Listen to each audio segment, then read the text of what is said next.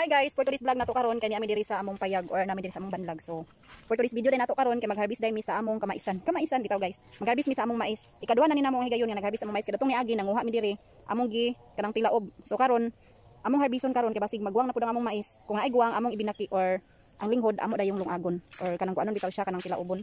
So si Dongski nas Dongski dito nagilamon nas Dongski diha. Nya kita ani magkuan sa taan ni man nilhig ta diri sa atong banlag kay 30 na gid kasagbot guys. Kay medyo taw-taw na pud mi diri nga wala mi nakalaag diring dapita kay na busy manilhig ta manlapog ay din ta magtabang dito ni Dongski o pagilamon para hinlo pud ni atong banlag ba. Tag-una day mi duha diri ni Dongski kay among mga anakin sto pa sa balay guys nangugas pa sila plato daan. Maapas ato sila diri unya mo man sila sa ibang trabaho dito.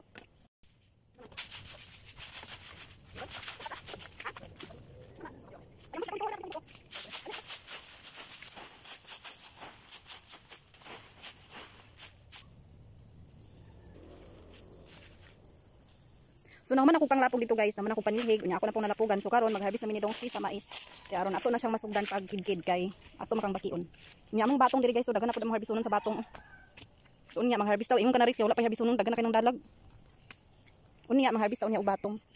Isugdan na din akong pamupo ang mais, giingana din na ako pag-harvest kay ako ra na siyang gipili mga guys, ang mga guwang ba kay mga linghod dili pa nato kuwaon kay wala pa man na siya, dili pa man na nato siya mapuslan. So ato pa na siyang pagguwangon ay hanapon nato na siya harvest. Tabangan ni ko ni Dudog harvest ana sa mais pero naa siya sa daplin, dili lang siya kakita sa atong kamera kay atong kamera guys, steady ra na siya sa iyang gitindugan kay wala man tay cameraman.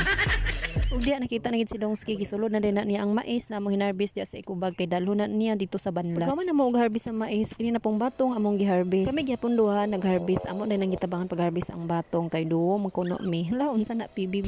Kani nagharvest among batong guys, so mo ni kadaghan among batong among harvest oh. So first time na mo nga nagharvest mi nga ni kadaghan nga batong pero mao lagi daghan kaayo mga guwang na o nga pang similya na ni siya nga batong kay si Dongski nga nagharvest dili niya tarungon. Unya atong mais, mao pud ni kadaghan ang mais na among harvest. So amo ni siyang lutuon karon. Ang nagharvest. Yeah. Magbinaki man ta guys. So atong buhaton magkuha ta sa atong putusan sa atong binaki. Aya din ta magkidkid. Diri ra day mi nagluto sa garden kay para wala lang, trip lang namo guys. Kay taon na pud mi nga wala mi nakamukbang diri sa among garden. Help guys. Gamay ra di atong binakion dani kay uban atong lungagon. Ang ganing nga mais nga medyo linghod so ato ni siyang lungagon kay kung imo ni siyang kidkiron is gamay ra ang mahimon niya ani. Kuay nagtulo daw si kids. No buhok.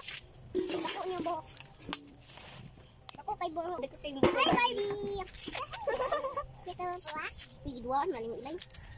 Barbie mani. Friend daw, friend.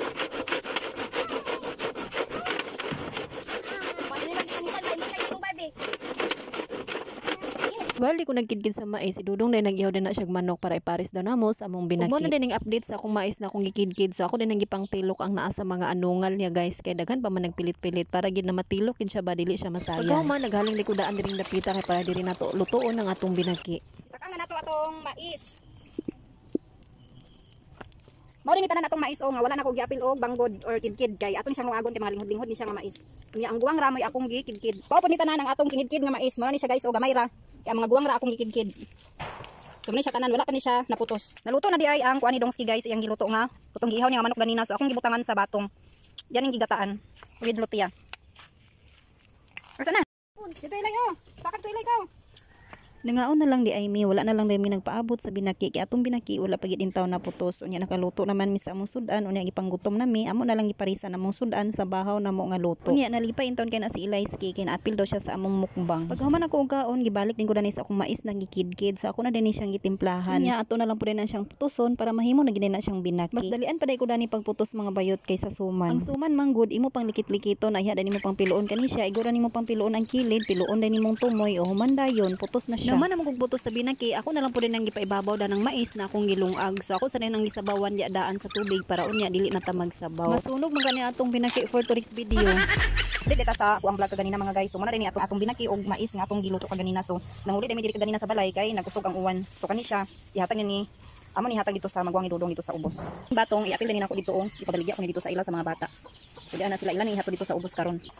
Unya man din atong batong pud na nakuha na ako nga mga laya oh. Kani siya pwede ni siya i-sidling. Unya nay uban dani ma kuan pa magamit pa ni mautan pang uban ani oh. So ako ni siyang pilian kay mga liso ani pwede pud lutoon. Yata na mainday nang kuno binaki. Ingat tag 12 ang nagusog di ka ganina ang ulan mga guys mo nang nagdali mi og uli diri ganina sa balay.